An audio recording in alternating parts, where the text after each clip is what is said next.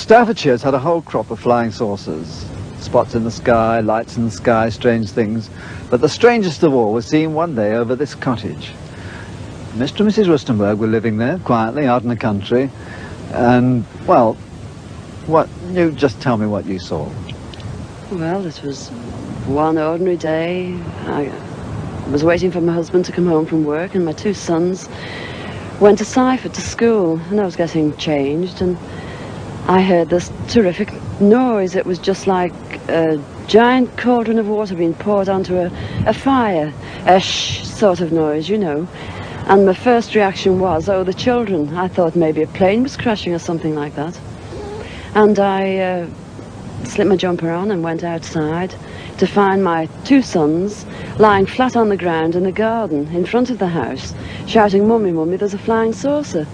Well, naturally, I just said, "Come on, don't be stupid. Come in the house." But felt sort of a strange sensation.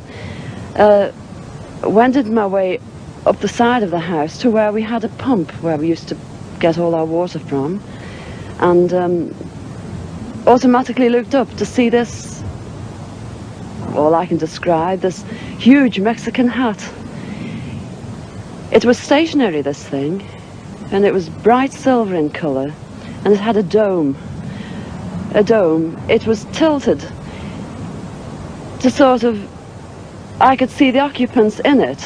You saw people in it? I saw people in it. There were two people in there. These people were beautiful people. That's the only way I can describe them. They had long golden hair, like a page boy bob, just like the old kings. You used to see photographs of the old kings. And the colour of the hair was golden. Now, I was really... What were they dressed in? They had a sort of a polo neck jumper affair, like a ski top suit, in pale blue.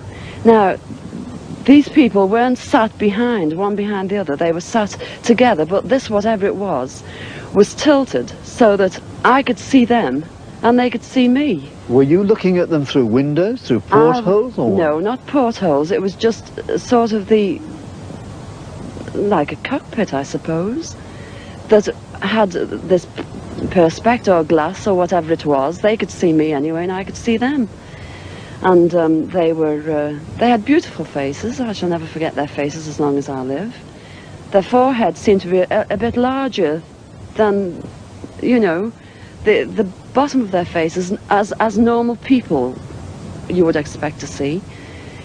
But maybe this was just whatever they had round their heads, which was like a transparent fishbowl. And they just looked, and I was absolutely paralytic with fear. I couldn't move, although my mind was ticking over. And they looked so sympathetic that I was just mesmerised for what seemed to be, ages, but it could have only been seconds. And I turned to sort of look down at the boys, was unaware that they were with me because I was so absorbed. And the next thing, I looked up and it was gone. How low had it been? It had been the height, I couldn't tell you.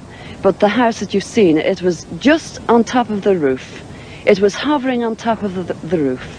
How big was it compared with the size of the house? It swallowed the whole circumference of the roof.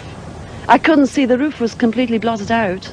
The chimneys I couldn't see. All I could see was this massive object that I described as like a Mexican hat without the bubbles. And then it flew away sideways or upwards? No, I didn't see. I just looked up and it had gone.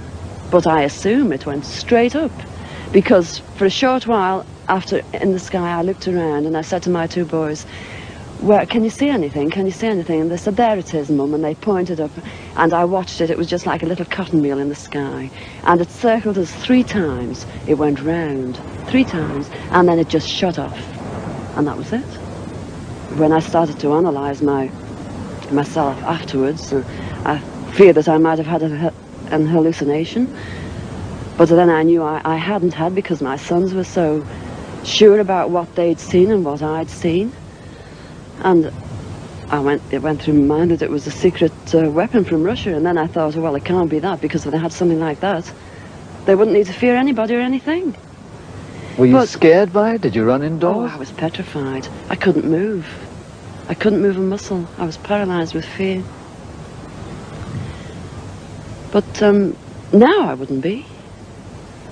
Because now, when I look back, you know, I think, what an amazing thing to have happened, and for me to have seen it. And when your husband came home, where were you?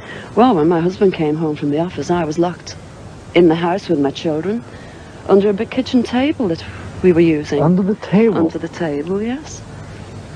It's funny now when I look back, you know, it sounds absolutely ridiculous, but this is the truth. This happened. And that's it. We were ridiculed. It was very embarrassing at the time, and people, they possibly thought, oh, she's a nutter. But, you know, who cares? This is something that happened to me, and I'm a practically minded person, and that's it.